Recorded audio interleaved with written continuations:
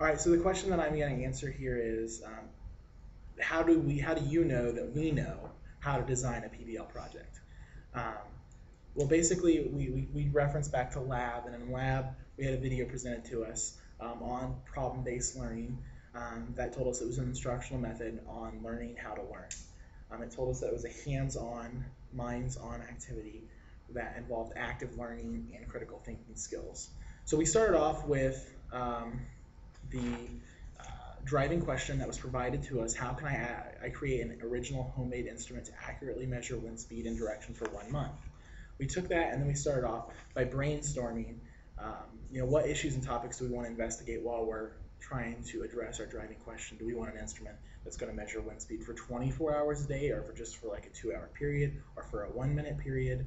Um, Also, we wanted to consider what different materials were available to us. How much money did we want to spend? And once we addressed those brainstorming questions, then we went on to consider steps to our investigation. Like, how are we actually going to do this?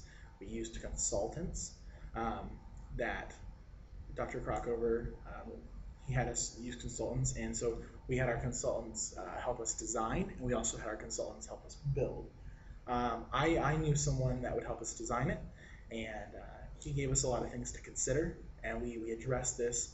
Um, and then he gave us basically blueprints, and I gave them to her. Mm-hmm. And then I went to my consultant and we worked on construction after we reviewed the design a little bit and kind of discussed what materials we had around. And after we constructed our machine, we took data for 30 days, 1 minute a day, between the hours of 4 and 6 p.m. and we got results. Do you want to talk about telling how it was accurate? Yeah, and as far as our driving question, how can I create an original homemade machine? Obviously, it's ours, so we know it's original. We know it's homemade because it's the materials we used. And then how do we know it's accurately measuring it? Well, the way that we made sure it was accurately measuring it is we took a machine and a car, and the slowest we could go in a car using the speedometer was 10 miles an hour. It was in a truck, and she measured for 1 minute, just like we were going to as she was going to at her home. And it was 60 rotations per minute, going 10 miles per hour. So we knew anything under 60 rotations was definitely less than 10 miles an hour. Yeah. We also assumed that 30 rotations would be about 5 miles an hour. So we used that data. We then believe that we have a machine that accurately measures. And then once we collected the data, Sarah, you went online and were able to get readings for the average wind speed of the day, right? Mm-hmm. Yeah, I found that.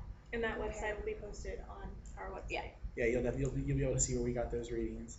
And then Sarah was able to, in a creative way, put it all together in a presentation. Yes. So we did that using. That will be on the website too. Yeah, you can get the presentation.